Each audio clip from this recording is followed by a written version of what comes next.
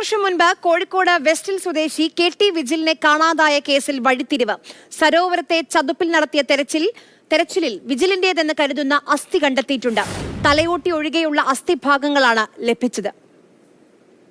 സ്കെൽട്ടനിൽ ഏകദേശം 53ഓളം skeletal remains നമുക്ക് ഇവിടുന്ന് കിട്ടിയിട്ടുള്ളതുണ്ട്. ഇപ്പം 2019 നടന്നൊരു സംഭവമാണ്. അപ്പം അവർ തുടക്കത്തിൽ കാണിച്ചു തന്ന സ്പോട്ട് അവിടെ നിന്ന് ഏറിപ്പോയാലൊരു 2-3 മീറ്റർ, അത് സ്വാഭാവികമായിട്ടും ഇത്രയും വർഷം കഴിയുന്ന സമയത്ത് ആ ഒരു ഡിസ്പ്ലേസ്മെൻറ്റ് സാധ്യമാകുന്നതാണ്. അതുപോലെ തന്നെ അവർ പറഞ്ഞ രീതിയിൽ ആ ബോഡിയുടെ മുകളിൽ അവർ കല്ല് കെട്ടി താഴ്ത്തിയെന്നൊക്കെ പറഞ്ഞു. അപ്പോൾ ആ ഒരു കണ്ടീഷനിലൊക്കെ തന്നെയായിട്ട് കിട്ടിയതായിട്ട് തന്നെയാണ് നമ്മുടെ സെർച്ച് ടീമും പറഞ്ഞിട്ടുള്ളത്. KV രാഹുൽ നമുക്കൊപ്പം സരോവരത്ത് നിന്ന് വിവരങ്ങളുമായി ചേരുന്നുണ്ട്. രാഹുൽ, ഒടുവിൽ ഈ കുറേ ദിവസമായി തെരഞ്ഞുകൊണ്ടിരിക്കുകയാണ്. പക്ഷേ പറഞ്ഞിടത്ത് നിന്ന് തന്നെ ഏകദേശം വളരെ കുറച്ച് ദൂരം മാത്രമേ മാറിയിട്ടുള്ളൂ, 10-20 മീറ്റർ. അവിടെ നിന്ന് തന്നെ ഇപ്പോൾ അസ്ഥിക്കൂടങ്ങൾ ലഭിക്കുകയാണ്. പറഞ്ഞതുപോലെ ആണ് കിട്ടിയിരിക്കുന്നതും. ഇനി ഇത് വിജിലിൻ്റേതാണ് എന്ന് ഉറപ്പിക്കേണ്ടതുണ്ട്. അതിനുള്ള പരിശോധനകളൊക്കെ എപ്പോഴായിരിക്കും?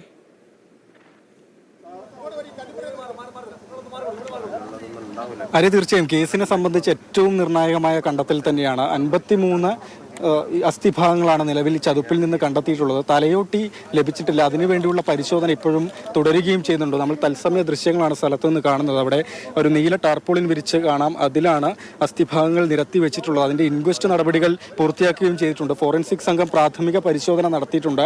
അല്പസമയത്തിനകം കോഴിക്കോട് മെഡിക്കൽ കോളേജിലേക്ക് മാറ്റും. DNA പരിശോധനയിലൂടെയാണ് അസ്ഥിഭാഗങ്ങൾ വിജിലിൻ്റേത് തന്നെയാണെന്ന് സ്ഥിരീകരിക്കാൻ കഴിയുക. വിജിലിൻ്റെ പിതാവിൻ്റെയോ സഹോദരൻ്റെയോ സാമ്പിളുകൾ ശേഖരിക്കും. അതിനുശേഷമാണ് ഈ മാച്ച് ചെയ്യുന്നതിനുള്ള പരിശോധന നടക്കുക എന്ന് തന്നെയാണ്. ഏതായാലും ചതുപ്പിൽ നിന്ന് നമുക്ക് ഇപ്പോൾ ദൃശ്യങ്ങളിലേക്ക് പോകുമ്പോൾ നമുക്ക് കാണാൻ കഴിയും. ആ തെരച്ചിൽ സംഘം ഇപ്പോഴും കഴുത്തോളം ചതുപ്പിൽ ഇറങ്ങിയുള്ള പരിശോധന നടത്തി വരുന്നുണ്ട്. അങ്ങനെ വലിയൊരു ദൂരത്തിൽ തന്നെ, വിസ്തൃതിയിൽ തന്നെ അടിഞ്ഞുകൂടിയിരുന്ന മരത്തടികൾ, കല്ല് ഒക്കെ തന്നെ നീക്കം ചെയ്തുകൊണ്ടാണ് ഈ നിർണായക കണ്ടെത്തൽ അന്വേഷണ സംഘം ഏതായാലും നടത്തിയിട്ടുള്ളത്. കൃത്യമായി പറഞ്ഞാൽ 7 ദിവസമാണ് ഈ ചതുപ്പിൽ തിരഞ്ഞിരുന്നത്. ആദ്യം പ്രതികളെ കസ്റ്റഡിയിൽ കിട്ടിയത് 3 ദിവസമാണ്. അതിൽ 2 ദിവസം ഇങ്ങോട്ടേക്ക് വന്ന മണ്ണ് മാന്തിയന്ത്രം ഉൾപ്പെടെ ഉപയോഗിച്ച് തിരഞ്ഞു. പക്ഷെ മഴയും വലിയ അളവിൽ വെള്ളം കെട്ടി നിന്നതുമൊക്കെയാണ് പിന്നീട്. വളരെ നിർണായകമായ ഒരു വഴിത്തിരിവാണ് ഇപ്പോൾ ഈ വിജിൽ തിരോധാന കേസിൽ ഉണ്ടായിരിക്കുന്നത്. വിജിലിന്റേതെന്ന് സംശയിക്കുന്ന, കാരണം ഇനി ശാസ്ത്രീയ പരിശോധനകൾ കൂടെ നടത്തേണ്ടതുണ്ട്. തലയോട്ടി ഒഴികെയുള്ള അസ്ഥിഭാഗങ്ങളാണ് ഇപ്പോൾ ലഭിച്ചിരിക്കുന്നത്.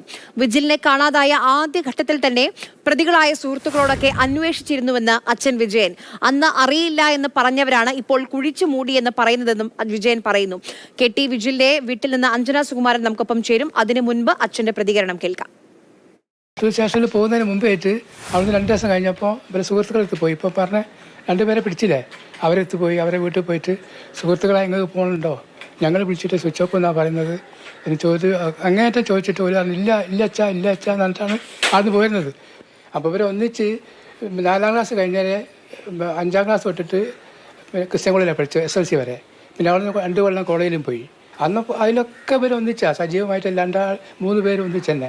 കല്യാണം ഉണ്ടെങ്കിലും എന്തുണ്ടെങ്കിലും തറി ഉണ്ടെങ്കിൽ എല്ലാത്തിനും ഇവരെ ഒന്നിച്ച് തന്നെയാണ്. ഇവിടുന്ന് അങ്ങനെ പറയുന്നതൊക്കെ അവരെ പറ്റി നല്ലതായിട്ടാണെന്നൊക്കെ പറയുമ്പോൾ നമ്മൾ പിന്നെ അവരെ ശ്രദ്ധിക്കേണ്ട ആവശ്യമില്ലല്ലോ. ആ കുടുംബത്തിന് ഇപ്പോഴും വിശ്വസിക്കാൻ കഴിയുന്നില്ല.